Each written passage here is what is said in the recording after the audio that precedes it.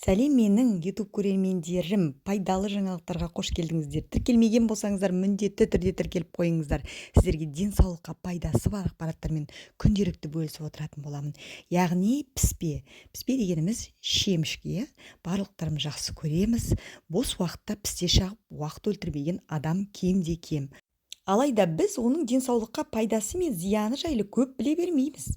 Кішкентай кезімізде үлкендер пістені көп шақсаң, соқыршек боласың, немесе тамағың ауырады деген тыйымдармен қорқытатын. Ал расында да пісте адам ағзасына қалай әсер етеді? Сол жайында аз кем ақпарат беріп өтейін сіздерге. Пістеден май жасайтын бәріміз білеміз, дегенмен оның өзге де пайдалы тұстары бар. Пістенің дәні кальций мен магнийге бай, сонымен қатар оның құрамында В, А, Е және Д дәрумендері бар.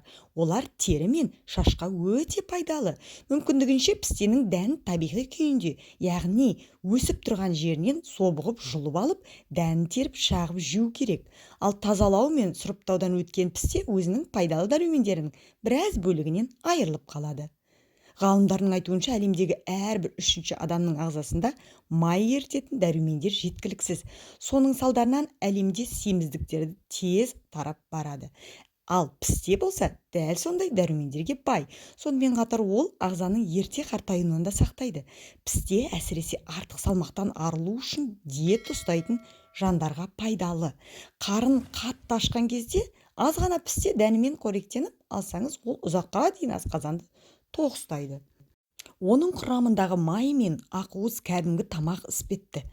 Қуырылмаған пістенің дәнінде адам ағзасына ең керекті элементтер йод бар. Йодты білесіздер, біздерге өте пайдалы, щитовидный железі барлығына пайдалы.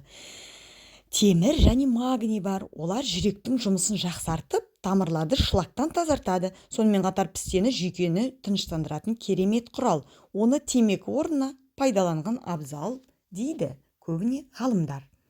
Шемішке, яғни пісте, жүрек, қан, тамыр жүйесін реттейді. Бар жоғы 50 грамм пісте ағзаға керек. Е дәруменінің күндік қажеттігі магнийға өте бай. Егер күніне 100 грамм мөлшерінде пайдалансаңыз, тек атеросклероз бен миокард инфарктісінің да алдын аласыз. Қуаттылығы, яғни пістенің қуаттылығын айта кетейін. 100 грамм пісте 600 грамм калориясы өте көп. 300 грамм пісте шағуды жиі қайталау адамның семіруіне себеп болады. Пістенің зияны қандай? Кез келген өнімнің пайдалы жағымен қатар зиян жағы да болады. Мысалы, пістені асқазан жарасы, энтероколит, өт жолы ауыратын адамдарға болмайды. Яғни пістеде, шемішкеде кадмий көп болады. Кадмий күнбағысының зияны өсімдікке топырақ, ауа мен судан сіңетін кадмийдің жоғарылығы. Кадмий адам ағзасына кері әсер ететін элемент, бүйрек ауруларын туындатады. Тіске зияны бар. Егер пістені жиі шағатын болсаңыз, тіс емалі бұзылады. Соқыршек. Пістені күнделікті тұтыну соқыршекке алып келеді. Пістені қабығымен бірге жегенде ғана ол асқазан мен ішек жолдарын ластап, нәтижесінде адам соқыршекпен ауыруы мүмкін.